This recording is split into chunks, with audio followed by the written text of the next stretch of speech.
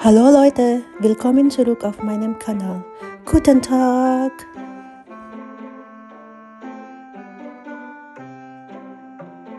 So this is our last day in Kuala Lumpur. Ayan po. Nakalimutan ko po palang sabihin, nung pagdating po namin sa Kuala Lumpur, sa airport meron pong internet. Pero syempre, paglabas po ng airport, wala po akong internet. So kailangan ko pong bumili ng internet para may connection po, makapag-ano ng Grab. And then nung nakahanap na po ako ng mabibilhan ng internet ng SIM, after po yun ng immigration. So immigration po muna, and then after po ng immigration, doon na po ako nakahanap ng mabibilhan ng SIM for the internet. Pero yung nagtitinda po ng internet, gusto niya cash. Ayaw niya ng cashless. So, nagpapalit na rin po ako ng Malaysian ringgit. So, ganyan po yung pera nila. So, nagpapalit po ako, and then nakabili na po ako ng internet dyan sa airport. Good for, 14 days. And then, magdala po pala kayo ng plug or socket na type G. Yes, kasi type G po yung saksakan sa Malaysia. Sa Europe po, ang gamit po natin type C. So, ayan. So, meron po akong type G na socket. So, ayan. Na po yan? Pang 4th day na po namin sa Kuala Lumpur. So, pauwi na po kami. At nakarating po kami ng Pilipinas ng 24. Yes, kasi ang tour po namin ay from March 20 to 23.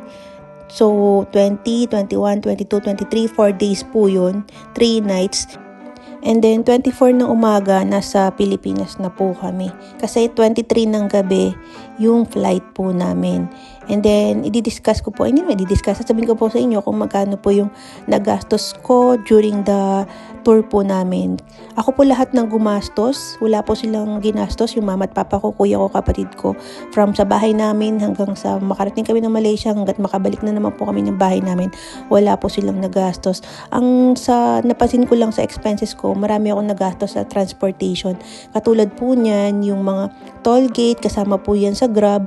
More on Grab po kasi kami, hindi kami naglalakad masyado at hindi kami nagme-metro, yung public transportation sa Kuala Lumpur. More on Grab po kami.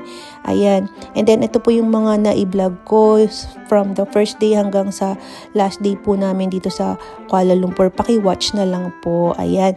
And then ito po ang aking expenses, flight tickets, nabook ko na po yan 3 months ago.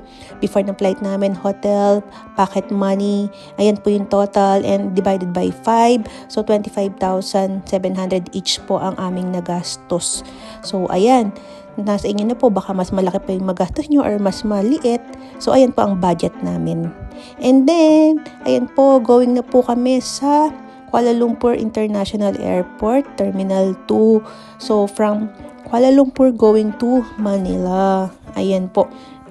And then, ang ganda rin po, ang ganda ng kalsada. In fairness naman po sa airport ng Malaysia, sa Terminal 2. Maganda na po yung airport nila. Maganda compare sa ibang airport. At medyo nahuhuli-huli na po ang Pilipinas. Ayan. Pero, maganda po talaga. And then, ito po pala, yung si Uncle Roger, di ba sikat to, yung nagko-comment po sa mga fried rice.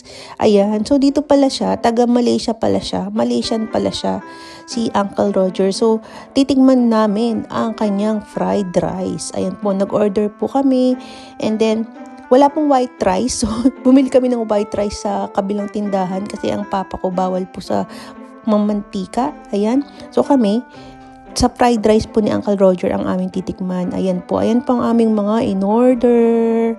Ayan po, in fairness naman po sa fried rice ni Uncle Roger, parang kaya ko rin naman lutuin yung fried rice niya.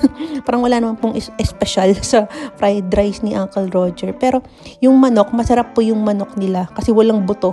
As in, kakainin mo na lang yung manok nila. Yung manok na ino-offer sa resto, sa tindahan niya. Ayan. And then, nasa po kami? Nasa airport pa rin po kami, naghihintay po kami ng flight namin. So, AirAsia pa rin po ang aming sasakyan. Ayan po, diba? In fairness naman po sa airport talaga ng Malaysia, nagandahan po ako sa kanilang airport. Ayan po. 'di ba, maluwang at may mga benches din po na pwedeng maupuan. And then, going back to the Philippines na naman po. Ang bilis po ng araw. Tapos na naman po ang aming tour. And then, ayan. Manila, AK0584, going to Manila. Ayan po, naghihintay na lang po kami ng eroplano. Nasa ng boarding. Naghihintay na lang po kami. Ayan po, that's all. Thanks for watching. Cheers!